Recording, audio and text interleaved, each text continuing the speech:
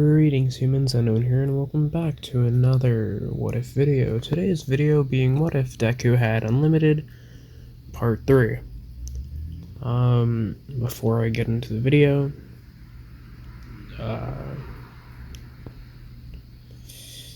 there's a few announcements, or rather not announcements, just things for me to tell you. One of which being that you guys can subscribe if you want to.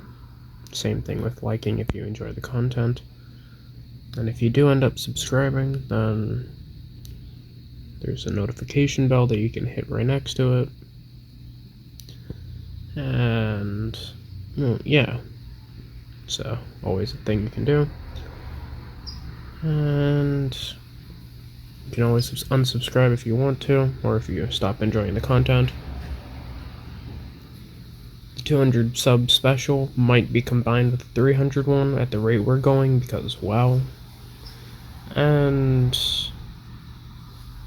yeah, but those two might be combined, and I might just pick, or just so you guys know, and then, you know, inform me of whatever you guys want it to be, ideas for it, etc.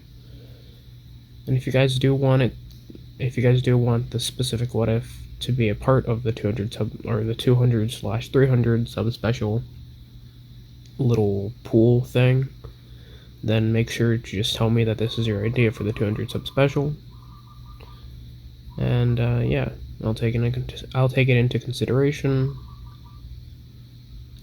There's also a Discord where you guys can send messages to me, or just talk among yourselves with the other humans on this channel.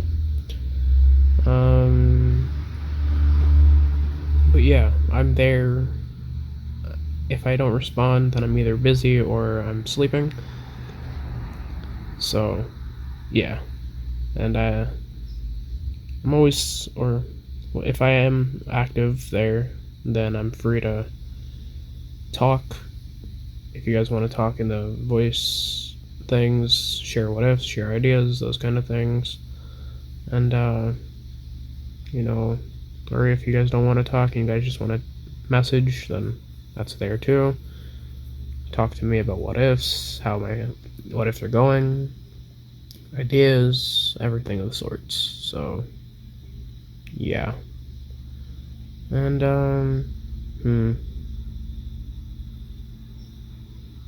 well, with that being, oh yeah, there's also a playlist down there for all the previous parts. If this somehow is the first part you've seen, then I recommend seeing all the other ones before, because I'm going to do a slight recap on the part before, but it's not gonna, you know, yeah, it's not gonna be that large of a recap, because these videos get extremely long.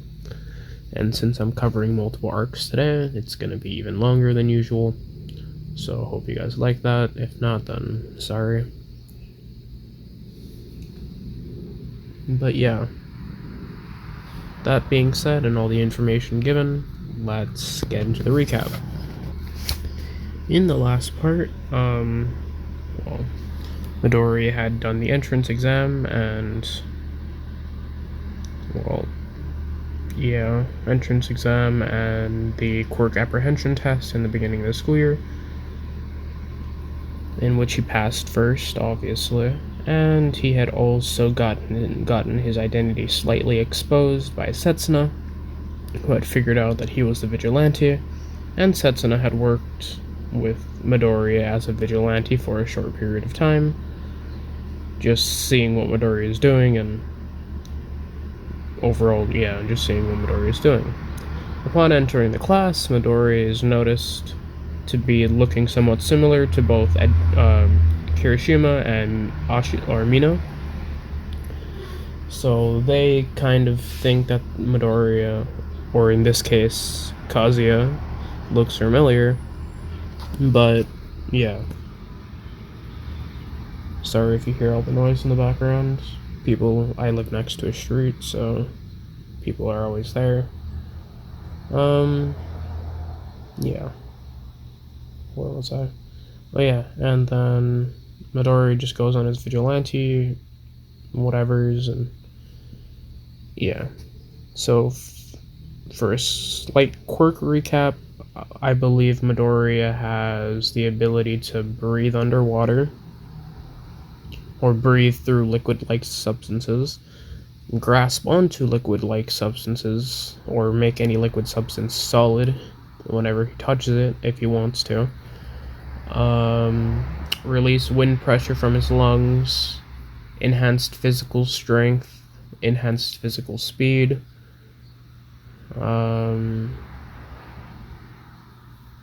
enhanced jump strength. Yeah, I think that's all he has right now. I'm not sure, you're gonna have to look at the other parts to see what he really does have. So, oh yeah, and whenever Midoriya or Kazuya is with anybody else, just assume that he has hair dye on. Like whenever he's with the school, just assume he has hair dye on. And yeah.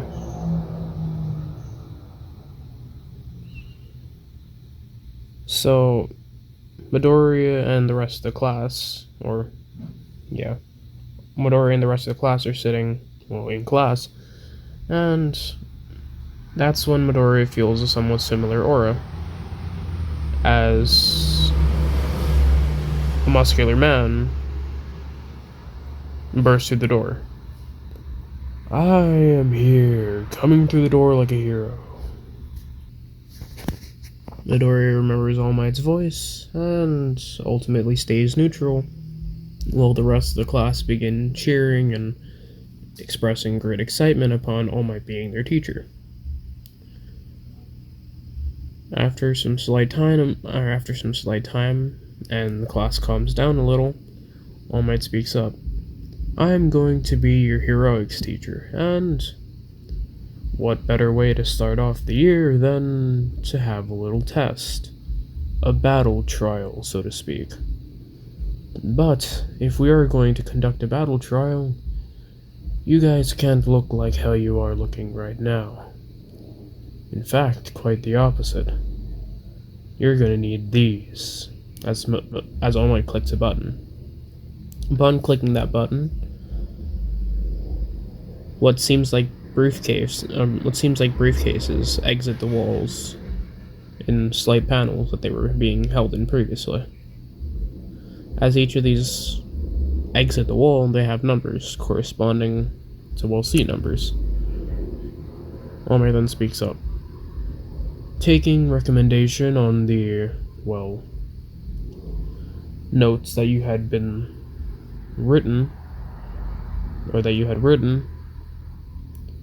the Hero Support Course had made outfits, or rather costumes, to best suit what you guys' or what your personal wants or needs could be. Put these on and meet me at training, or meet me at the Mock City. As All Might says this, he goes to the fake city and waits for everyone else. As everyone begins changing into their hero uniforms, so does Midoriya. And, well, they all exit out to the area that they did for the battle trial. And that's when All Might begins speaking up. I'm going to put you newbie heroes into groups, one of them being, or a group, and correlating them to letters. Each of the different groups are going to be assigned either a hero or villain role. Each of these hero or villain roles will be determined at random, as well as your partners. And for simplicity's sake, let's just say that everything goes the same as it did in canon, or, well, everything goes as it did in canon with the groups, and yeah. So that means Bakugo and Ida are going to go up against Midoriya and Ochako. As the groups are formed, everyone does their normal thing, and almost every battle trial goes exactly the same as it did in canon, except for, well, the one I'm about to go over right now. That being the one with Midoriya. As Midoriya and Uraraka stand outside, Uraraka begins to speak up. So, Kazuya, how exactly are we going to go and break into the bomb? Do you have a plan? Midoriya then looks at Uraraka and begins thinking. Well, you said, or based on the quirk apprehension test, I'm assuming that you have the ability of zero gravity, being able to lift anything up, correct? Uraraka looks at him slightly with a neutral face and nods, stating that that's an oversimplification, but yeah, it's a general idea. Midoriya nods, stating that perhaps she could float herself up the building and scout around, or they could float both of them up on the building and scout around to try and see where the bomb is. Upon finding it, they can inform the other person. Uraraka nods, and this is what they do. They go around looking for the bomb, and that's when Uraraka's voice comes over Midoriya's earpiece. Hey, I found it, on the right side of the building. Midoriya understands and moves over, immediately seeing what Uraraka sees. But that's when both Ida and Bakugo notice them as well, on the account of them floating outside of where the building is. At this moment, both Midoriya and Uraraka charge through the glass of the building, immediately running inside, going to go and get to the bomb. But Bakugo uses his explosion to knock both Uraraka and Midoriya away, them still being affected by the lack of gravity, and that's when Uraraka turns it off. Them falling back down to the ground, or well, the ground of where the building is. Them being on the same level as both Bakugo and Ida. Bakugo looks ready and begins to attack the pair, but Midoriya grabs his arm and flips him over, the exact same move that Midoriya had used in canon. Using this moment, Midoriya quickly runs over to Uraraka, grabs her by the hand, and spins her around, throwing her to the bomb. Uraraka makes herself, weightless, and gets flung into the bomb, immediately grabbing onto it.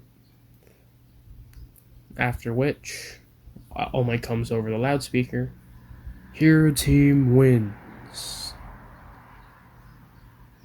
Midoriya walks over to Bakugo and lifts out his hand, asking if Bakugo needs help up.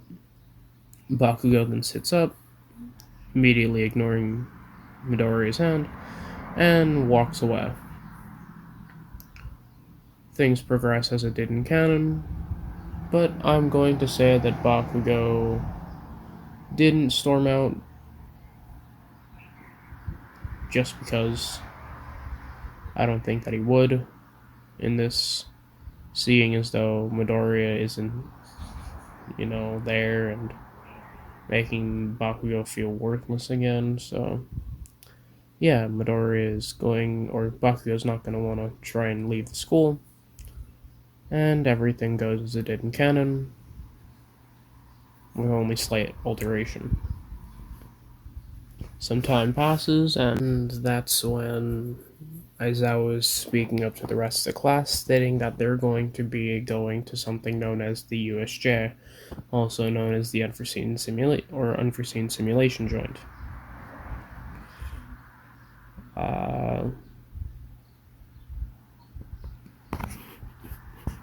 Yeah.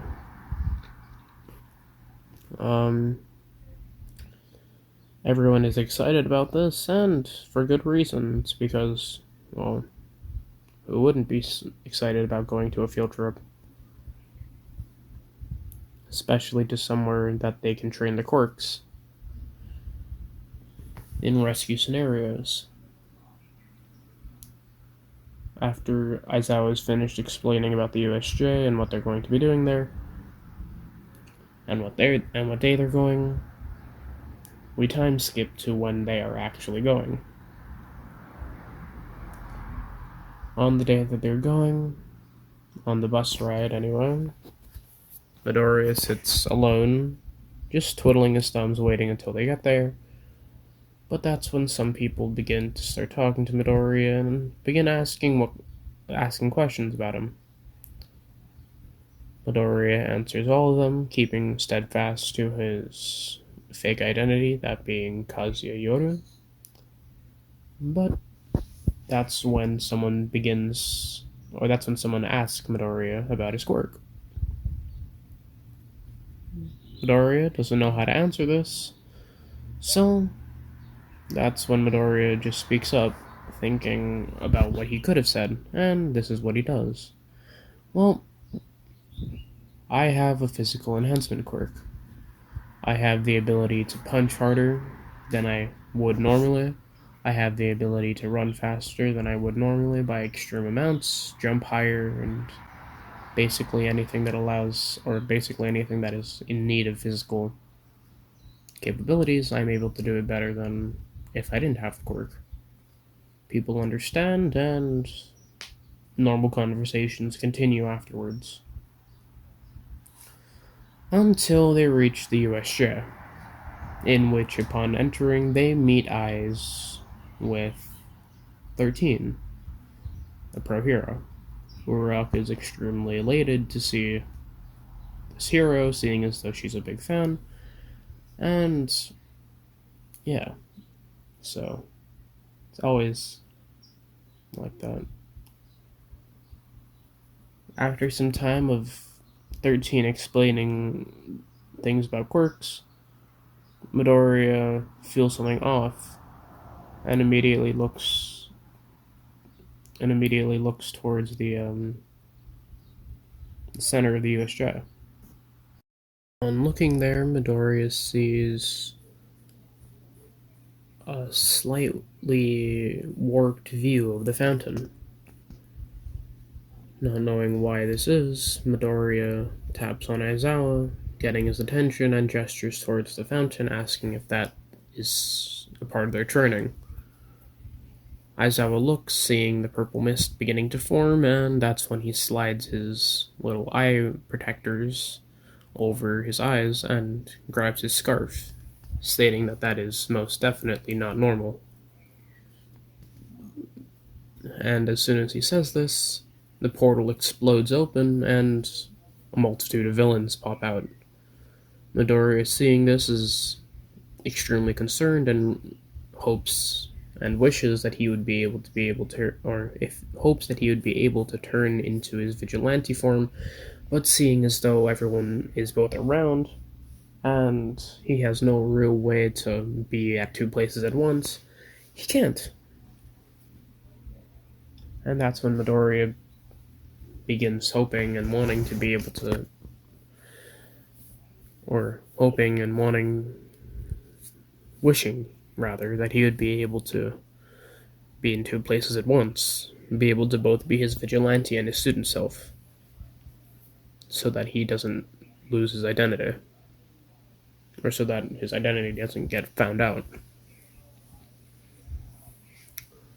Midoriya does this, and he continues helping. As Aizawa jumps down towards all the villains and begins fighting them, but before he does, he tells 13 to protect the children. 13 tries to get the children out of the USJ, but that's when Kurogiri shows up and blocks their path. Upon this happening,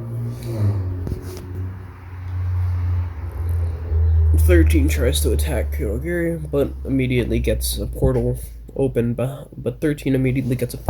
behind her, and that's when, well, she gets hurt by her own quirk, turning it off. Midori is upset by this, and before he's able to actually do anything, Bakugo and Kirishima attack Kurogiri. As this happens, he dodges and immediately warps everyone off different areas, with Midoriya only hoping more and more that he would be able to turn into his vigilante form. But before Midoriya is even able to think about more of that, Midoriya sees that, well, he's falling. Midoriya looks down and sees that there's water below him and that there's a boat to the side of him. Midoriya,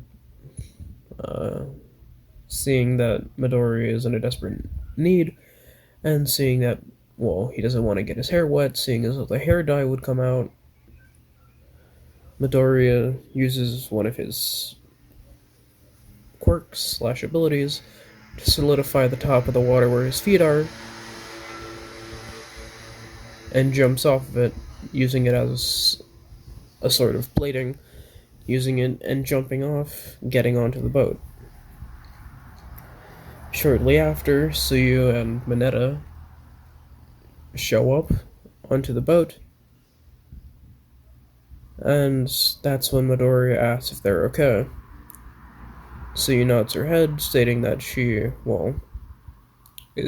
quirk is suited for the water, and that's when Midoriya thinks that since they put her here, that means that they probably don't know what everyone's quirk is. And in turn, this was an attack done by... Well, this is an attack done, and despite that it didn't really have that much plan, or they didn't really have that many plans for children, because if they had, then they probably would have put Asui in somewhere like the Fire Zone. She nods her head, and Mineta continues freaking out, stating that he's too young to die.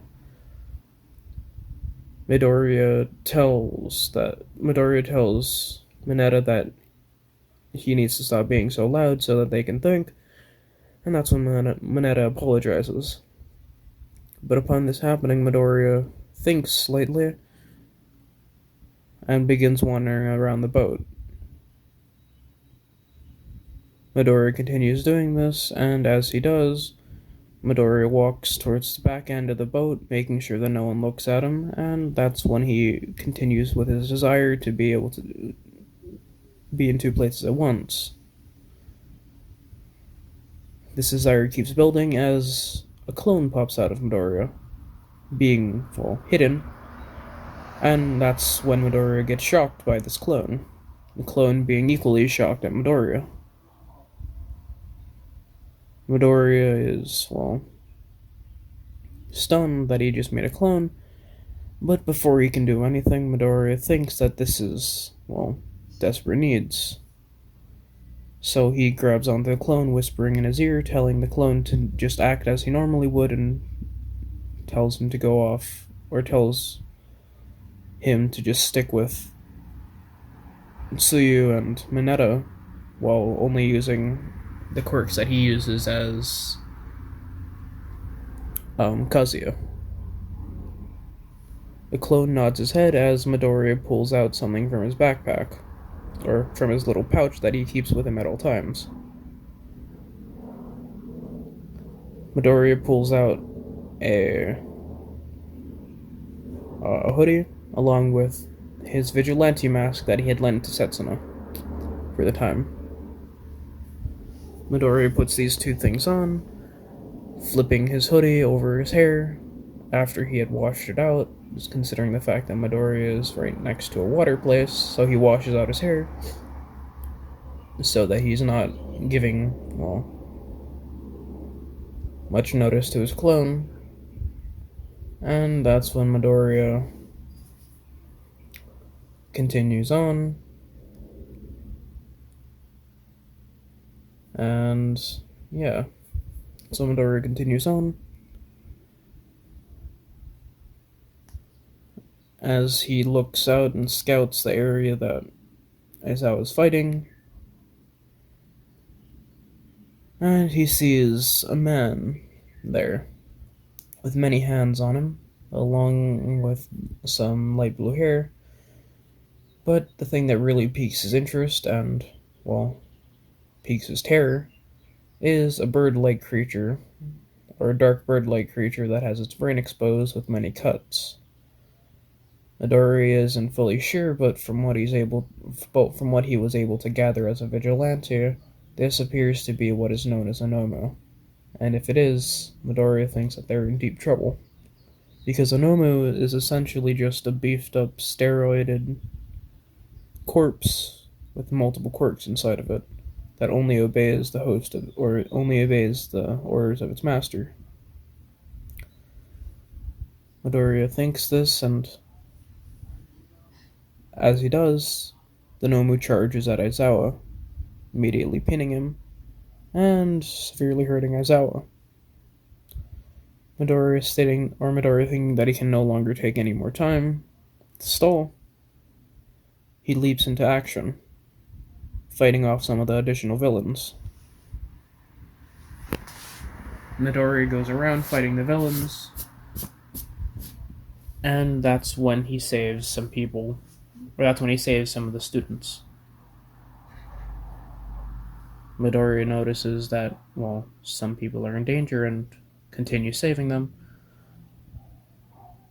And that keeps happening until he saves one person specific. Mina.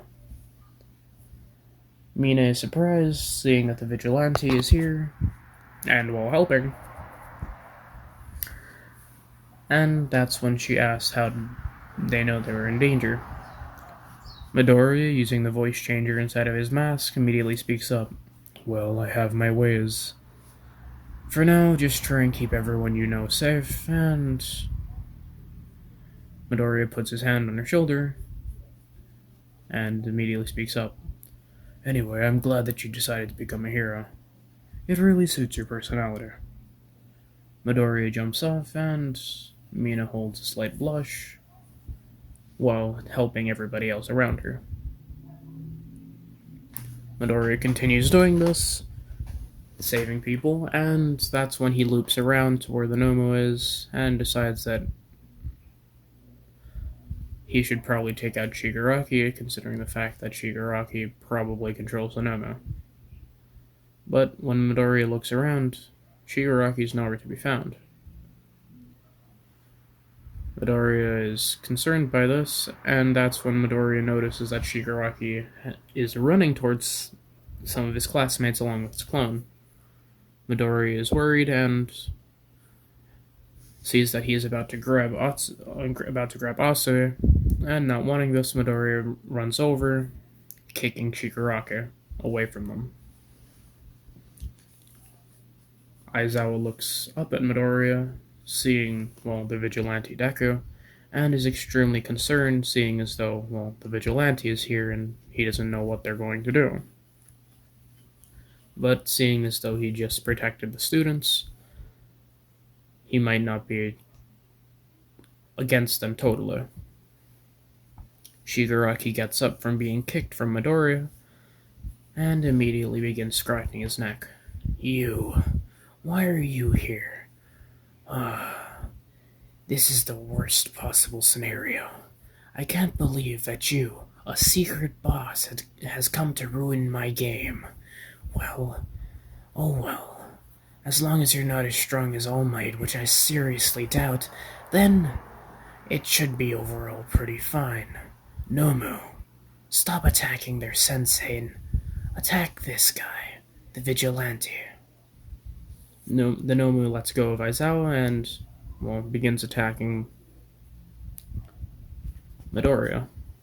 Midoriya, needing to defend himself, puts his arms up, but the Nomu, being both too fast and too strong, lands a solid blow onto Midoriya's stomach, sending him flying away into a wall. Midoriya then pops out of the wall, coughing up some blood, and that's when Midoriya slides his mask slightly to the side, wiping the blood from his face, spitting some out as well, and moves the mask back over where it had used to, or back where it had used to be. Ow. Really don't want to get hit again. But as long as its attention is off Sensei, then maybe I can hold this thing off until the rest of the heroes get here. Midoriya, well, feels this, and he gets the same weird feeling that he did when he had gotten the clone. Subconsciously, Midoriya wanted to not hurt, or not to feel as hurt as he did before, especially with the Nomo. So, his body subconsciously awakened another part of his thing, that being damage reduction. It works, obviously, as how it's stated, it reduces the damage that he takes. Midoriya feels weird again, and tries to charge in, attacking Shigaraki. But Midoriya is able to, well, attack Shigaraki. The Nomu is in front of him, as it tanks one of Midoriya's punches with very little difficulty, and throws another one back. This one connecting directly to Midoriya's shoulder. But unlike before, Midoriya isn't sent back flying. In fact, he's just sent back a few centimeters. Midoriya rubs his arm and begins speaking up. Ow, that hurt far less, but it still hurts. Man, I really need to stop getting hit by that thing. Upon seeing this, Shigaraki is, well, concerned because he had just taken one of Nomu's punches and just stated that it hurt, instead of being sent back like he had done just seconds prior.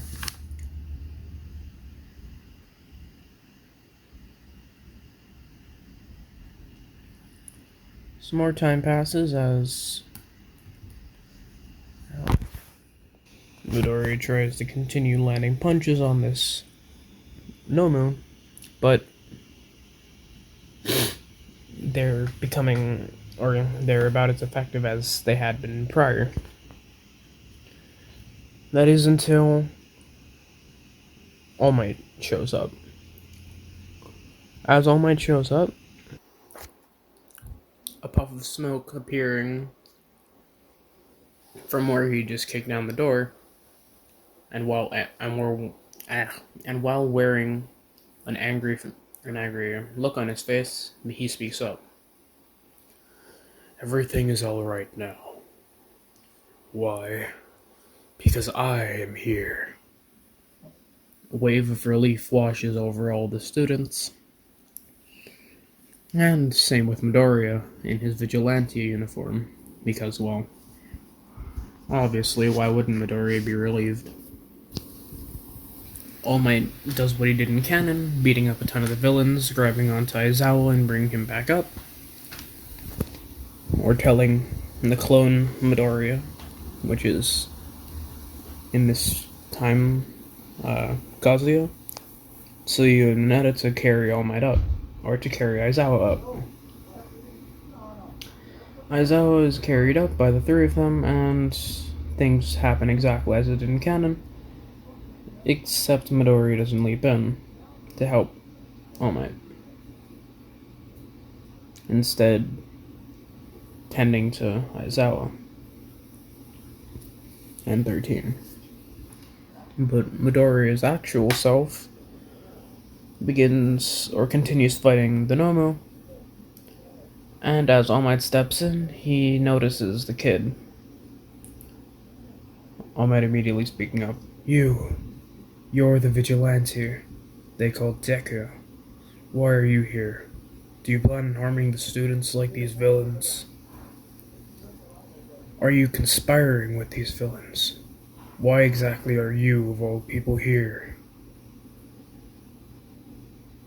All Might continues fighting alongside the vigilante for the time being, them having a common enemy, and that's when Midoriya, or rather Deku, speaks up. Well, you see, All Might, the reason I'm here doing this right now is because the students are in danger. I had no real reason to come and be here, but I heard that there would be an attack, so I needed to make sure that I would at least be here to be able to stop things if they got too out of hand. And it seems like they did, assuming or considering the fact that they had taken a Nomu to a school.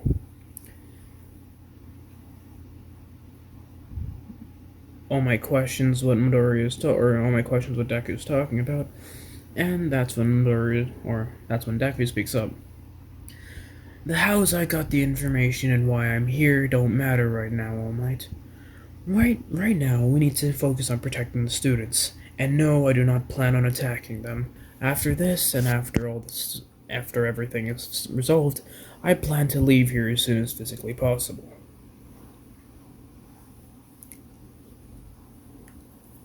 All Might ignores what he had to say for now, and continues fighting. And as he's fighting, that's when All Might gets trapped in Kurogiri's / the Nomu's little attack thing. This attack getting ready to, kill All Might. And in which something happens. Half of the Nomu is, frozen. Midoriya looks as to who could have done this, and that's when his eyes meet someone from his class, Shoto Todoroki. Midoriya notices how effective the ice was against the Nomu, and thinks that if he had something like that, something similar, then he'd be able to deal with the Nomu's tough skin far easier. Seeing as though it had just taken away half of the Nomu's body. As this happens, Midoriya feels weird, as his desire for being able to use ice continues to grow. Can you stop, computer? Anyway, as Midoriya's will continues to grow, his ability forms, but and as the Nomu regenerates, Midoriya runs towards it, throwing a punch, in which this punch freezes the Nomu. Not fully, but wherever he punches, doing a decent amount of freezing. But Midoriya states that this is way too little and punches the Nomu again, this time wanting to cover the Nomu's entire arm, in which the entire arm of the Nomu gets frozen and breaks off. Midoriya notices that he can control this and, continues punching the Nomu, freezing different parts of its body, trying to see if there's a limit to its regeneration, which there is none. Midoriya is completely fed up with this and throws a final punch towards the Nomu's skull, that being its brain at this time. Throws a punch at the Nomu's brain, immediately hoping to freeze its entire body, in which it happens, and the Nomu gets frozen. Midoriya, using his air pressure, immediately slides his mask to the side and blows out, causing an extreme gust of wind, and that's when, the Nomu breaks up into tiny millions of tiny pieces, not being able to regenerate anymore, having its brain destroyed. Shigaraki is, obviously irritated at this and begins scratching his neck. You damn vigilante. And you, All Might. They said you were getting weaker. So did they just lie to me, or... No. How? No, wait. You are getting weaker. That much is clear. I can already tell. But you secret hidden boss. I can't believe you're here. Why are you here and helping the heroes? Anyway, I still think that I can kill you, All Might. Looking at you now in that disheveled state, seeing that you're almost up, well, I think even a child could end you here. Midoriya then looks at Shigaraki, who is now charging at All Might, and that's when Midoriya leaps towards Shigaraki, immediately throwing an explosion to knock Shigaraki off course. And as this happens, Kurogiri warps Midoriya away seconds after the explosion leaves his hand. The explosion's still connecting with Bakugo, or not connecting with Bakugo, connecting with Shigaraki.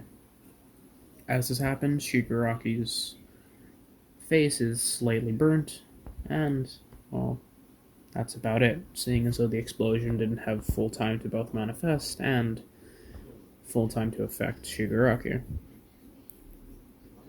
Midoriya is sent away from where Shigaraki is, but that's when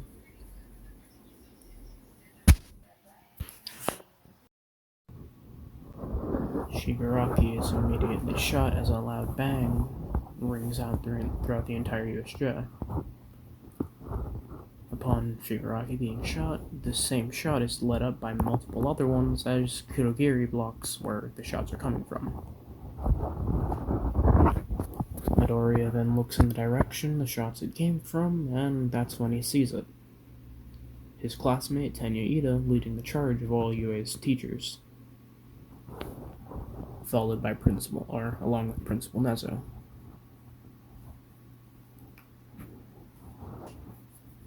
Midoriya is, relieved at this, seeing as though the heroes are now there and that his, assistance isn't really necessary anymore, as all the heroes round up the rest of the villains. And that's when Midoriya notices that All Might is, about to puff down, and at a moment of desperation, Midoriya looks around quickly, landing his eyes on Cementos, immediately grabbing Cementos, picking him up, and running him towards All Might. Both All Might and all the teachers who saw, along with Cementos, are worried that Midoriya, being a vigilante at this point, Deku, worried that he's going to take Cementos as a hostage. But they're all, both relieved and shocked when he places him down next to All Might. And that's when Midoriya speaks up loud enough for both Cementos and All Might to hear, immediately saying, "Hey, Cementos, I kinda need you to build up a barrier right here. And pretty quickly. All Might's gonna puff down soon, and I'm pretty sure we both don't want, or rather all three of us, if we're including whoever's in earshot right now, don't want All Might to be exposed to the public." Both Cementos and All Might are stunned that Midoriya knows this, and that's when Midoriya speaks up yet again, snapping his fingers. "Chop chop, Cementos, we don't got much time." Cementos agrees, seeing that All Might's beginning to lose his form, and that's when he builds a barrier around them, blocking everyone's sight.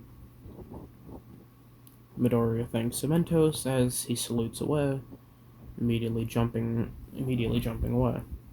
All the heroes who see him try to catch him, but they're unable to as Midoriya gets away. As Midoriya jumps away from the USJ, he immediately lands on the ground, sprinting away into a secluded area, in which he takes off his mask and his hoodie, sliding them back into the bag that he had taken them out of, grabbing replacement hair dye and replacement contact lenses that he had kept in that same bag. Midoriya puts the hair dye in. He does the same with the contacts, as he wishes that he could be where his clone is right now, stating that it's going to be difficult trying to sneak back in, especially with his clone there. And that's when Midoriya's view changes from the secluded alleyway to, well, the USJ, being where his clone previously was. Midori is stunned by this, and immediately after being stunned, his clone disappears, in which Midori is just left there. His clone not being in the place that he was prior, Midori is somewhat relaxed, stating that things are kind of turning out in the best case scenario that it could, considering everything that had previously happened, and Midori states that if he hadn't turned into his vigilante form, then things could have gotten a lot worse. But overall, for now, it should be okay, with Midori escaping with the rest of the students.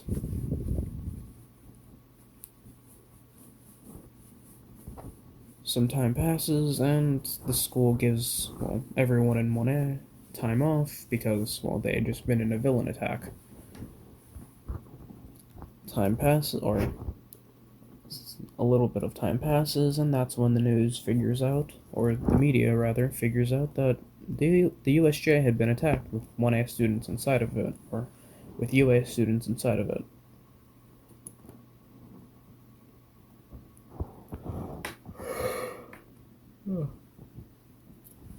Upon hearing that this happened, the media is throwing a fit, and, begins interviewing a few of the 1A students that had been in the attack, or rather, begin interviewing the ones that are willing to talk.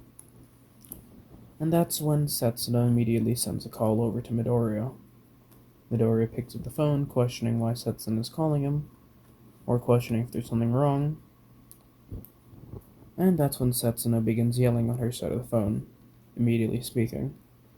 Alright, Yuzuku, why exactly is the news talking about, your little situation? Midoriya questions what Setsuna means when she says little situation, and that's when Setsuna holds the phone up to the television, or to the TV. The television immediately speaking up, coming in over the phone that Midoriya is listening to, as it begins speaking. Alright, today, or rather right now, we're talking to one of the survivors, or rather one of the people who had been in the incident of the USJ, that being a student from 1A, or a student from UA, class 1A. Now, would you please tell us what exactly happened there? Upon this happening, he hears one of his classmates' voices chime up over the side of his over on his side of the phone. Well, what we saw was, a large villain attack, and to be quite honest, it was terrifying. The reporter then speaks up. I would believe so. It's a villain attack, especially in where you guys thought you were safe. But not only that, but some of your other classmates said that they had saw the vigilante Deku there as well. That's when one of his classmates began speaking up. Oh yeah, that's right, we did see that guy. Well, to be quite honest, he was, there. And was kind of a shock to see him, especially with him being on our side beating up all the villains. The person begins questioning how exactly they knew it was, the vigilante Deku, and that's when the person begins speaking up. Well, we knew it was him because he looked exactly as though people had described him, and to be quite honest,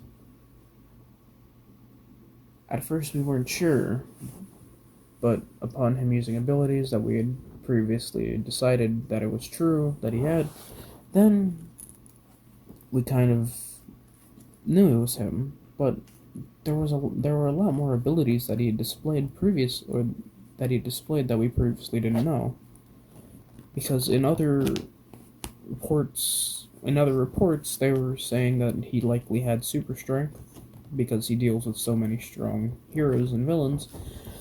But not only that, but we had seen him use super speed along with super jumping, as well as being able to hold on to liquid based substances and use wind pressure. And we saw him use a ton of those moves here, but what we also saw is that he was able to use explosions. Not only that, but he was able to freeze things that he was touching, and it looked like he was reducing damage done to him because there was a large, strong villain that had hit him once and it sent him flying, but it hit him again the second time, and well, nothing really happened. Upon upon the student saying this, the reporter then asked a different question. Wow, so you saw all those things happen. Well, is there anything else that you could say? The student then speaks up. Well, no, nothing at the current moment, but wow, it was crazy seeing that vigilante here. How did he even know that we were getting attacked? Did he know that we were getting attacked? And, well, why was he there? Was he protecting us? Was he there because the villains had did something wrong? Man, I'd really like to know. That's when Setsuna pulls her phone away from the TV and begins screaming back into it. See, this is what I'm talking about, Izuku. Why exactly are they talking about you on the television? Midoriya states that he doesn't know, and that's when Setsuna speaks up again. What do you mean you don't know? How can you not know that everyone at the USJ, essentially almost everyone, had seen you there? Did you even try to keep your cover? Midori is about to answer, but that's when Setsuna speaks up again. And what's this about multiple quirks? I knew you had explosions, and I guessed that you had super strength. And, well, it was kind of obvious with you telling me that you were the vigilante that you had other quirks too, that being super jump height and super speed. But what's with this damage reduction? And even more so, what's with this little freezing thing that you can do? Along with the wind, that was weird too. Midori is about to speak up again, but that's when Setsuna speaks up. This is when Setsuna says yet again. And what about the people in your class? Did they even think to notice that you were gone? Did you even consider the fact that maybe someone might have been there and saw you transform or change into your vigilante uniform? Midori tries to calm Setsuna down, but it's not working. Her keep continuously asking questions and asking if Midori had any, well, explanation to any of these. But after a short time, that's when Setsuna lets out a large exhale. This is why I can't trust you to do things all alone. You're too reckless and irresponsible. Midoriya states that while that is true, he is sure that nobody saw him, or transform, or change, rather. And that's when Setsuna speaks up. How can you be so sure? Man, you really need someone to help you with a lot of these things, don't you? That's when Midoriya states that it would be nice to have help, but, he doesn't really want to rope people into being a vigilante. And that's when Setsuna begins speaking up again. Well, too bad, because I'm gonna help you. Midoriya questions what Setsuna means, and that's when she speaks up again. I'm gonna help you, that's what I mean. Midoriya is still confused, doesn't understand, and asks her what she means by this yet again. This is when Setsuna becomes annoyed and begins speaking slowly, so that Midoriya can fully understand. I will help you being a vigilante. Midoriya stays quiet as he doesn't know how to respond, and that's when Setsuna asks over the phone, "Hey, are you there?" Midoriya then speaks up, getting snapped out of his prior days, and immediately thinks, "They're gonna what? Why would you do that? That's extremely reckless." Setsuna then speaks up again. "Oh, and you being a vigilante isn't reckless?" Midoriya can't argue against this, and that's when Midoriya pinches the bridge of his nose, exhaling slightly. "Fine. You want to be a vigilante? Meet me at these coordinates. Or rather, meet me here in front of this store." Midoriya gives Setsuna the location to a store, and that's when, well, he hangs up. Setsuna goes to the store that Midoriya had stated previously, and that's when, well, Midoriya meets up there as well. Midoriya has two bags. One bag he has slung over his shoulder, or both of those bags he has slung over his shoulder, and that's when he begins talking to Setsuna. "Alright, so you're here. So let's move somewhere more secluded. That way we're not in public eye and we can talk properly."